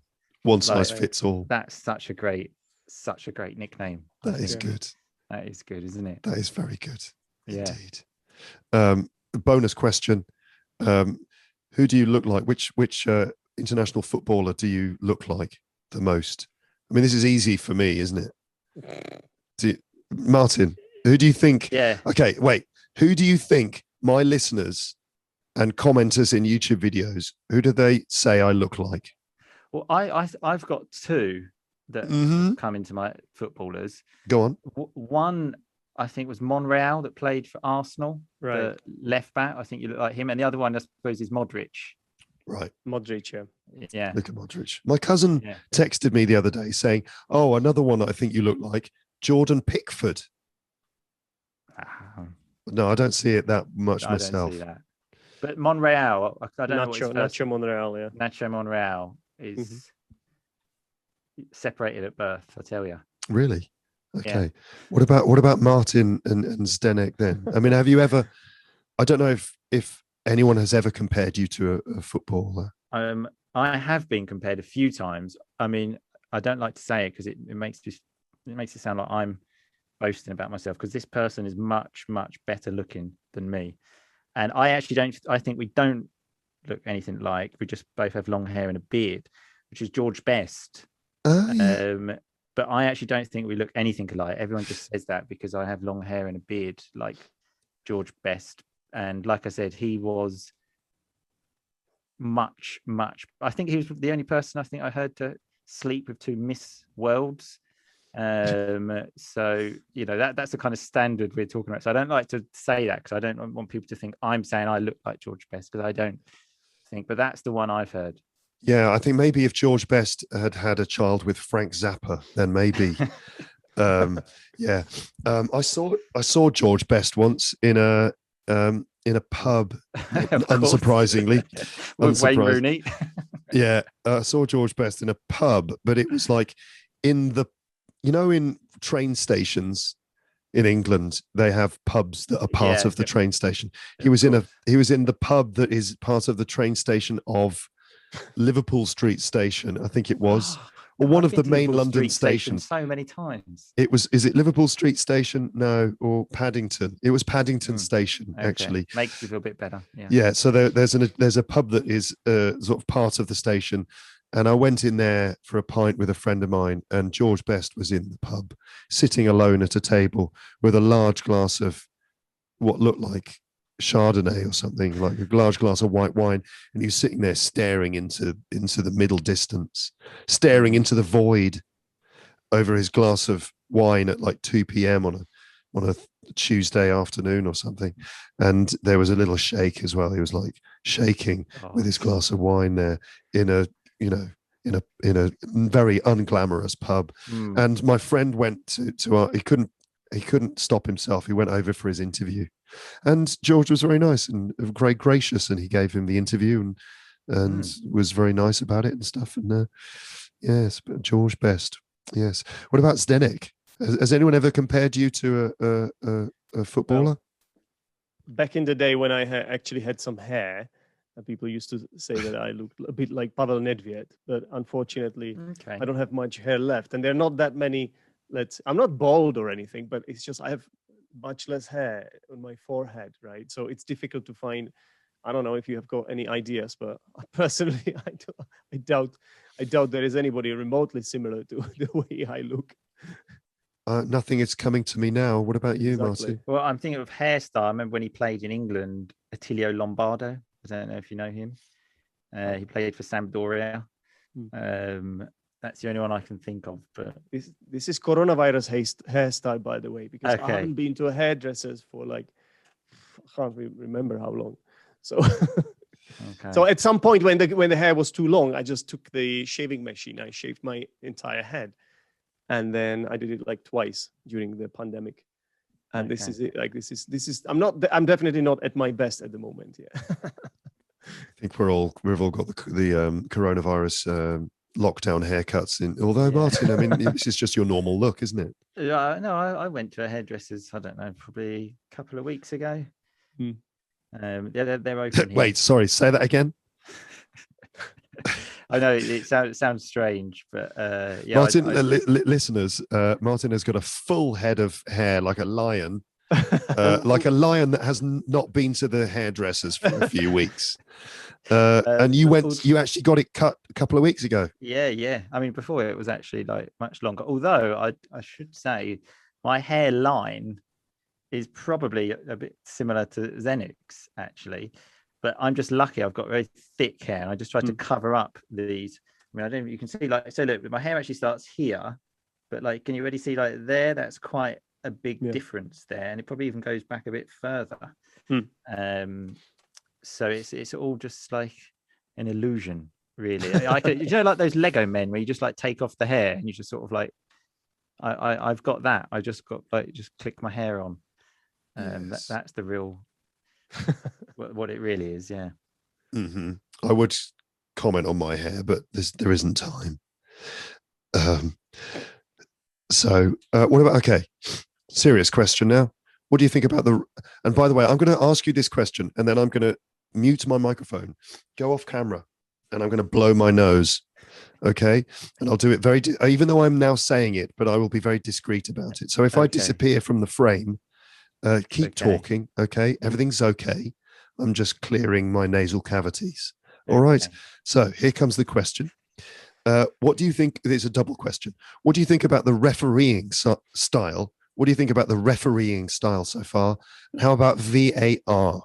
Okay. Refereeing style and VAR. Your comments, please. And we'll start with Zdenek. Right. So I actually think that the referees are doing way better than ever before. I think like they're doing a fantastic job, but I'm sure not everybody will agree with me, because it always comes down to some kind of an individual decision, right? Of course. But in terms of like how they let the play flow, I think like they have set some kind of a standard, and they really keep to it. You know, they are quite consistent, which has not always been the case. What do you think, Martin? I would agree from what I've seen. And the thing I personally think is better is, I think was also part of Luke's question, is VAR, which I think in the Premier League, they've gone a bit crazy with VAR, and they want to VAR everything. Exactly. Whilst I think they kind of let it flow and go back to the original thing of if it's clear and obvious, then there's VAR intervention, not like, if it's a throw, like who's because I think it's just got to a stage in the Premier League where there's too much VAR, too much They VAR. would give a penalty for a pinch, and I think just let it flow a bit more. So I think it's been great, and especially pleased with the VAR thing. Although I must admit, I'm still not a fan of VAR. I'm old school, and for example, that thing we mentioned earlier of England against Germany when that goal wasn't allowed, for example, I kind of, in a strange way, like that. I think it makes part of like the sport, and like when people talk about it and they always say, but in that match this happened. Right. I think that I like that. I think it adds to the controversy, and I think I just like it. I don't like this thing now when you score a goal and then it's just waiting of like there's VAR check, and then it's like and I always think so. Then when it's allowed, the team that scored the goal kind of celebrate twice, and when it's not allowed, it's a boost for the other team because then the fans start cheering, and then it's like, so maybe they're having a bad moment in the game, and then that's the thing of the other team scoring a goal that's disallowed that actually boosts them because there's a big cheer. So I actually don't like VAR. I don't think football is a sport where it works. So with the goal line technology is fine because it's instant. It's like it's over the line. Yes, blow the whistle. It's not play on. But when it's like you score a goal and then it's like, oh, when something happened in the build up to the goal. I think they just have to make sure the decisions are sort of made quicker, and that's what it is about, because there's nothing worse than you thinking that you've scored a goal and you start celebrating with the fans and then it's disallowed. So I totally understand where you're coming from, although I would say that for me personally the benefit really outweigh the drawbacks. And I think you are a bit of a glutton for punishment. That goal by Frank Lampard, that was such a beautiful goal. It was, but it will never be a goal. You're talking about the one that bounced off the crossbar and on the ground. So sad. I personally, I think it's almost more remembered because of that. This is another thing I think about football. People say like you only remember the winners and stuff. For example, that Dutch team of the 70s with Johan Cruyff, I think is one of the most famous teams in football. So we mentioned earlier who won the World Cup in 78. Like no one even almost remembers, but everyone remembers that Dutch team. So I don't agree with this thing of like football is only about winning and stuff like that. And those moments, like that Lampard goal, I think is almost more remembered because of the controversy behind it. So I like it. I see what you mean, but for me it's a game that should be fair. And that's the problem. I have a big problem with this, Martin, because if it's not fair, if Maradona scores the hand that's another prime example or something. Hand of God, yeah. It's just not fair. It's not fair. I agree, but that's also. I mean, this happened against England. Not that I remember. I wasn't even 2 at that time, but that's such a famous moment of like World Cup history that there's part of me that thinks like. I mean, and when you say it's only famous now, like it's only famous because it happened. If it hadn't happened, something else famous would have happened.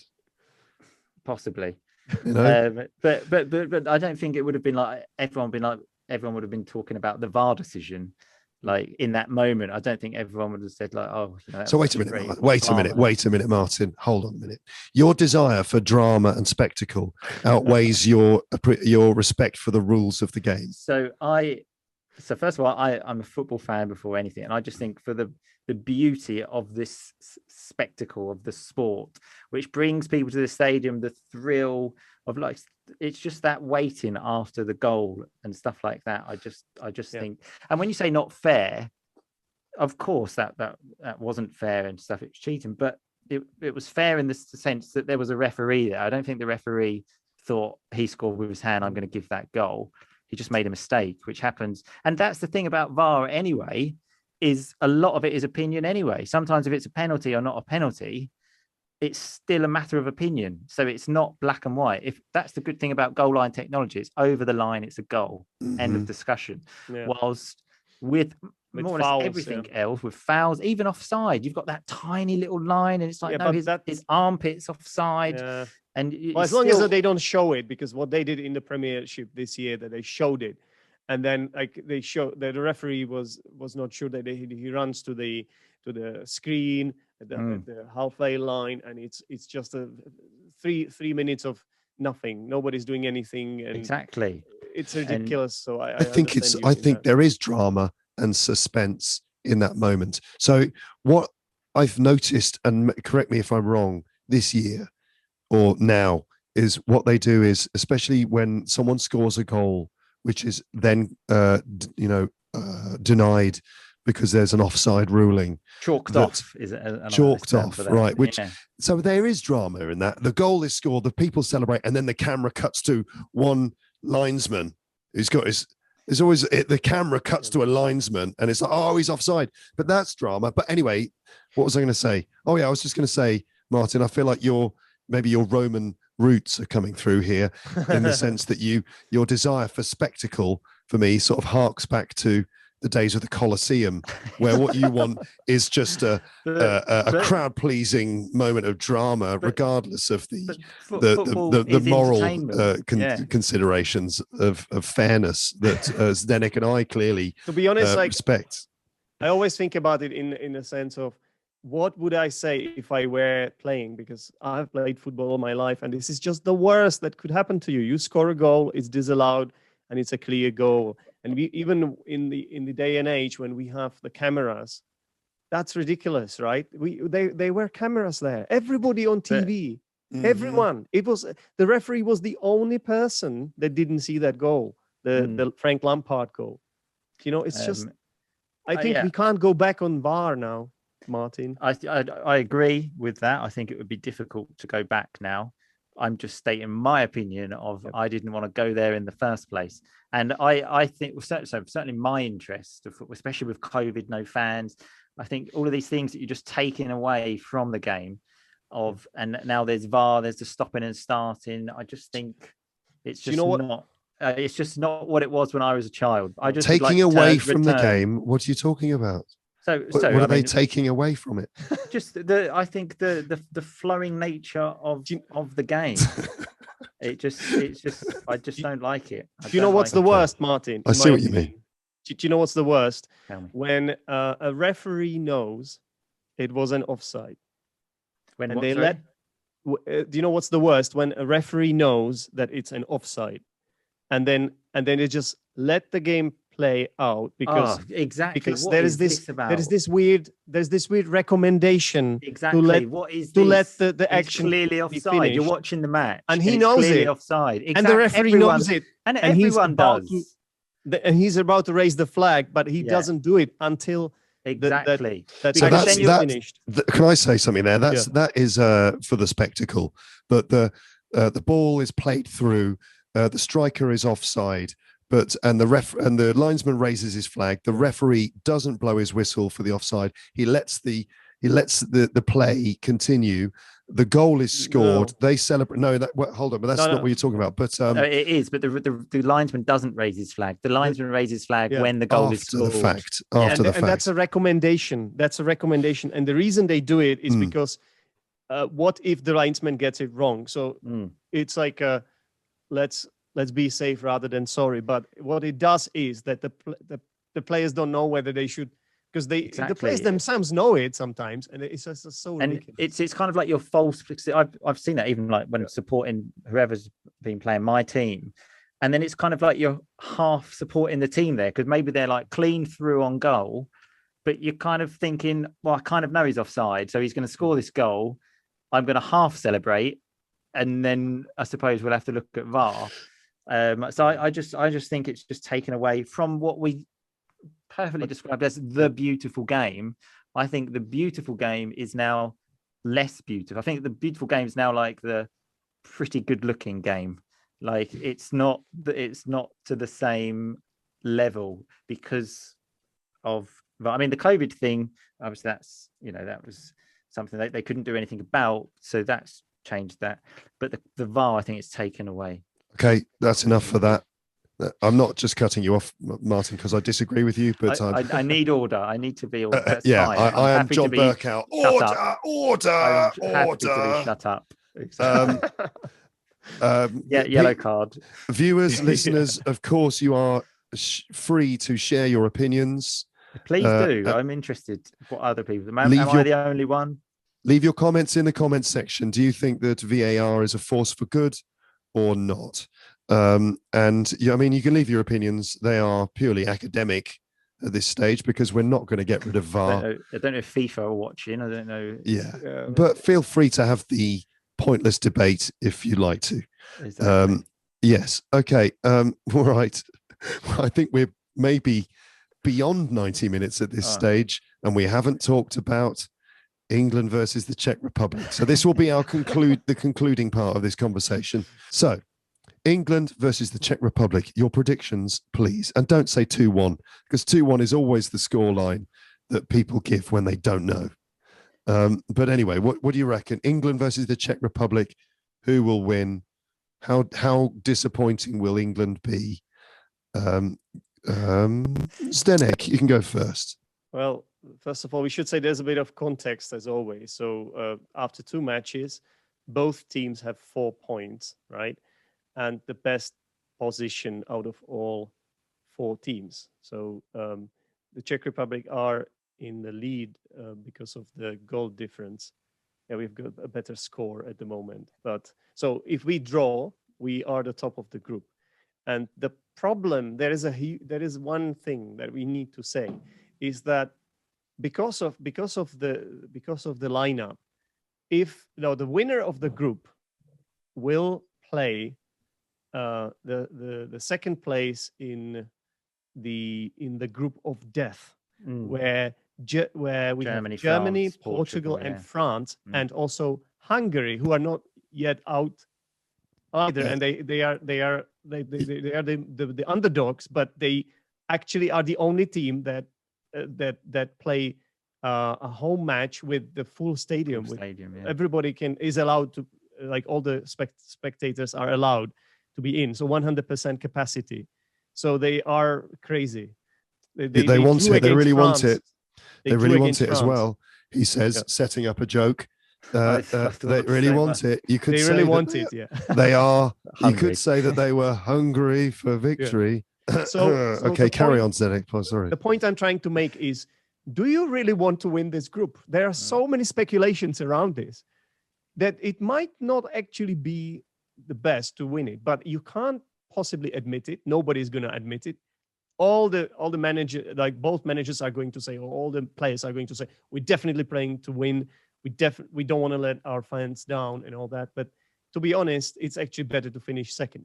Despite that, I really think that the teams will try to win. Although a draw is not bad for either of the teams, because that gives you the security of progressing. Because technically, if you lose that game, either if it's the Czech Republic or England, under certain circumstances, you might still not go through it. It's unlikely. I think it's highly unlikely. With 4 points, you should be going through. Even if it's what I was mentioning earlier about, I don't like the third place team going through. I like it to be black and white. But we're going into the last game. Yeah. These are the scenarios. This can happen, or this can happen. So again, but obviously, the game's gone, as they say. I'm confused. I'm confused. I don't know what you're talking about. I'm just speaking on behalf of everyone listening or watching this. Like, no one knows what you're talking about. Who's going to win? That's what. Let's stop talking about other stuff. Just say who's going to win. I was about to say it. So let's admit, like, England are the favorites of this match. Yeah. What a desperate situation that is, where England are the favourites after that dismal performance against Scotland. Can I just say, one of my questions is actually, can you pick an adjective to describe England's in their performance against Scotland? Come on, give it. I'm sorry, I'm kind of interrupting you, Zdenek, but I'm in charge of this. What is this? This video I'm moderating, so it's my choice. So adjectives, give us your adjectives for England against Scotland, Martin. I have done my homework and I had to Google, so I wanted a really good one, and I went for lackluster. Right. Bingo. Yeah, hit the nail on the head. It's exactly the same word that I chose. Lackluster. Lackluster performance by England. Exactly. Lackluster is the word. Spell it, please. I didn't do it. So lack, L-A-C-K, and the rest is it Luster, L-U-S-T-E-R? It's French, isn't it? Lacklustre. Oh, R-E makes sense. Yeah. All right. Lackluster, meaning Well, Just like almost like dull, boring, like no Uninspiring. energy, uninspiring. Yeah, all of these. Yeah.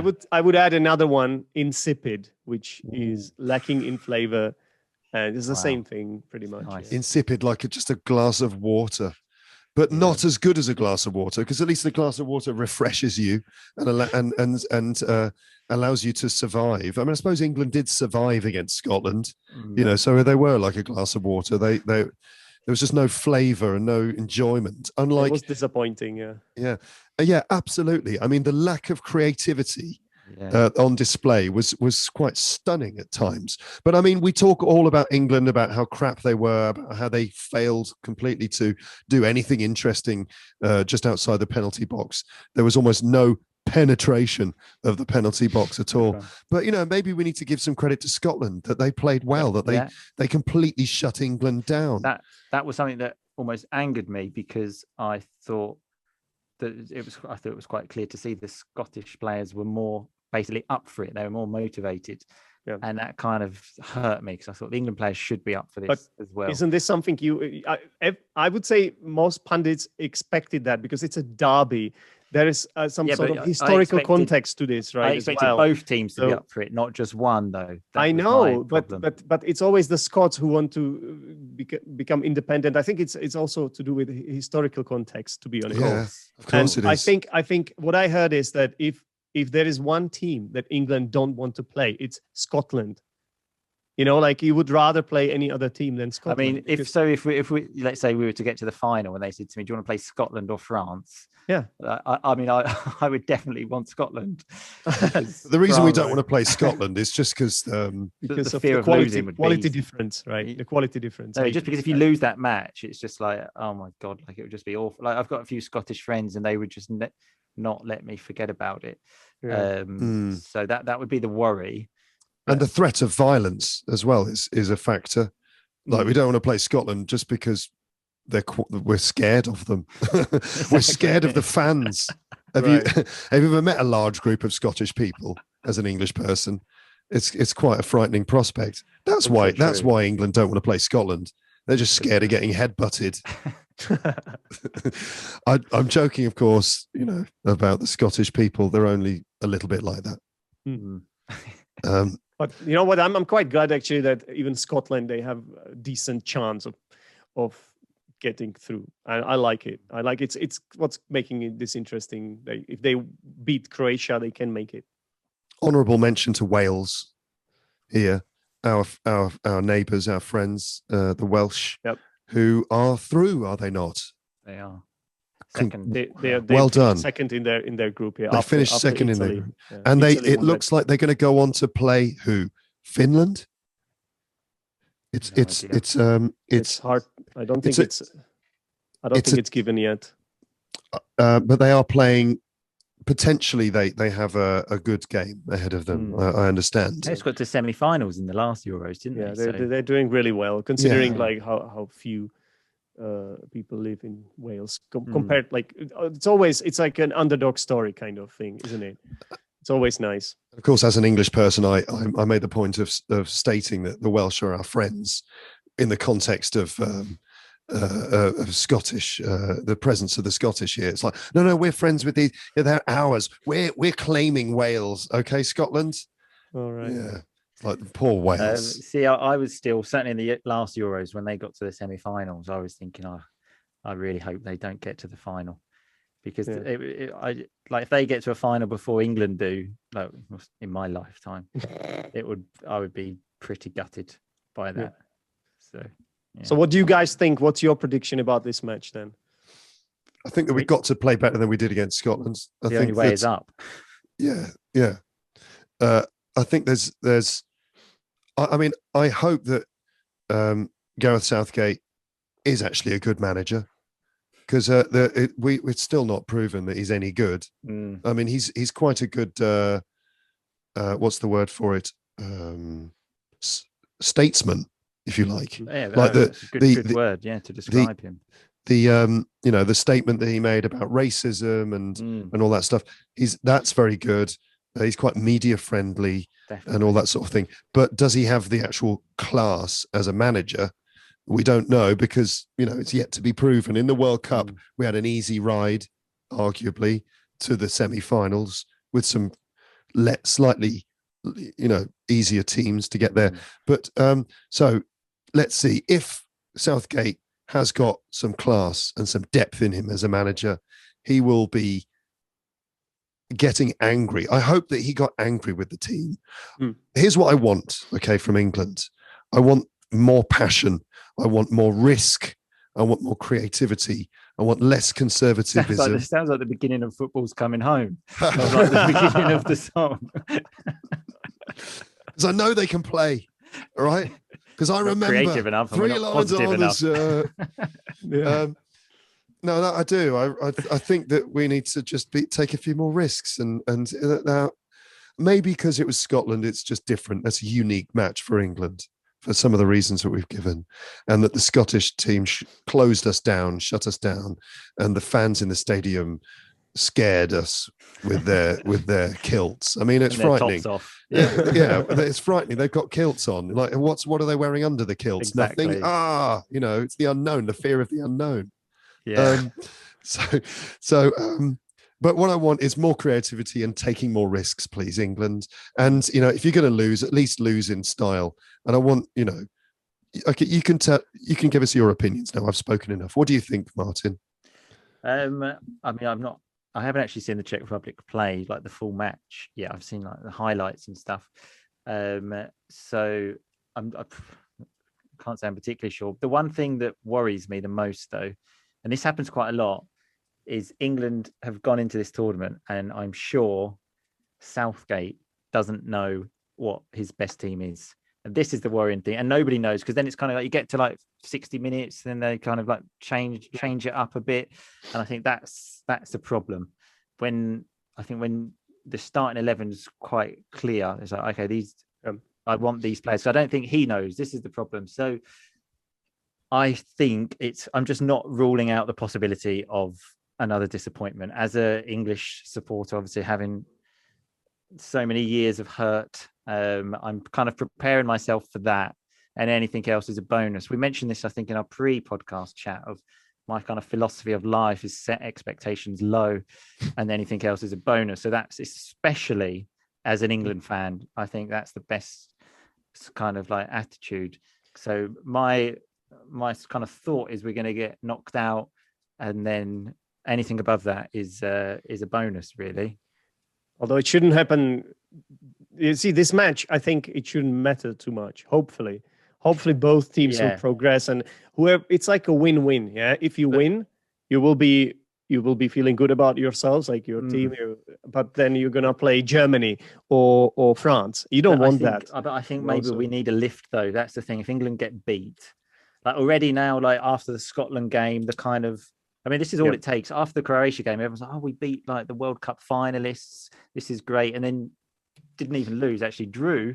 And then everyone's suddenly saying, we're terrible again. Southgate, is he a good manager? So if we were to lose and go through and kind of limp into the next round, I think confidence would be like very low. It's a double-edged sword, Sorry, you can't avoid the top class teams. You're going to get one sooner or later. If you don't get one in the quarterfinals, you'll get one in the semi-finals. And so that's not the right attitude. It's not the right attitude.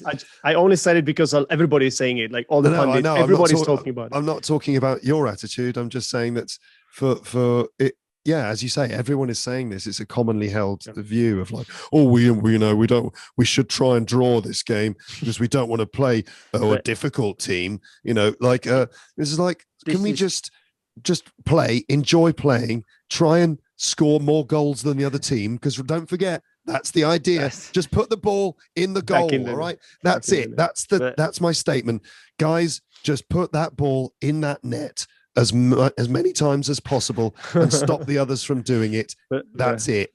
I actually agree with everything you've said, but I also want to add, in the last World Cup, we had a similar situation. England won their first 2 games and then played Belgium in the 3rd game with both teams having already qualified, and we ended up losing that game. And that was a good thing, because then we had 2 relatively easy matches against I mean, one went to penalties, but we played Colombia and Sweden to get to a World Cup semi-final, and then everyone in the country was going absolutely crazy. I had different football videos on my phone on WhatsApp every day of different versions of football coming home.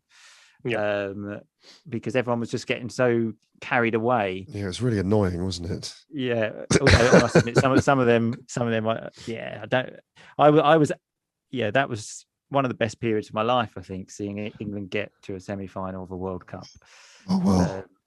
And that one question that was on here, which I just wanted to quickly mention about, I put the question of best moment as a football fan. And for me, it would be when England beat Colombia on penalties in the last World Cup, because having seen England lose so many times on penalties, and then we missed the first penalty, and like I was on the floor, and then the turnaround, and even now I'm getting just goose pimples just thinking about that.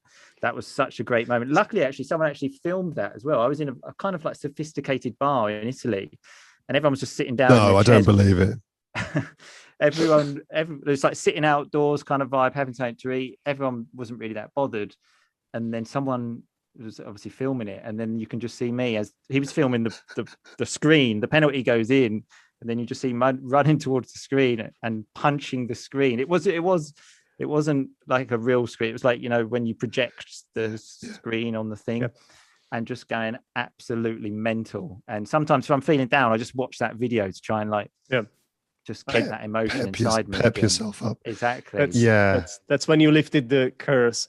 And I do exactly the same with a game, Czech Republic versus the Netherlands. That was Euro 2004. That's just like the best game for me to watch, because we were 2-0 down.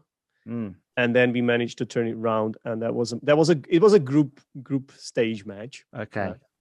We then later got knocked out in the semifinals by Greece. But this match, it was just when we produced the best possible football. Like everybody thought we were gonna win it after that. Right. So that was like that for me. Yeah. Well, I'll just finish by saying, let the best team win. You know, and don't forget, it's a game of 2 halves. And, you know, obviously, you know, they're going to go out there, going to let their feet do the talking. It's going to be interesting. Is football coming home? We will see. But it's time to finish. I just wanted to say, before my voice completely dies, that this has been good fun. And thank you, Zdenek. Thank you, Martin. May the best team win in the game. And it's going to be fun to see what happens. Okay. All right. Nice one, guys. It's coming home. It's coming home. It's coming. Football's coming away. I'm going to take my top off now. Yeah. You sound like you're talking after the match, Luke. I don't know anymore. I'm going to just drink this instead. Oh, I don't know. It's crazy. Who knows? We will get an email from Coca-Cola offering us free Coca-Cola for the rest of our lives, as long as we continue to keep showing the bottles during our videos. They might even compete in our competition. We'll see. You never know. Well, anyway, thank you so much, guys. And thanks everyone for watching and listening. Take care, everyone. Be good. And we will speak to you again in some form soon. All right, everyone. Cheers. Bye. Bye. Cheers. Bye. Bye. Bye. Bye. Bye. Bye. Bye.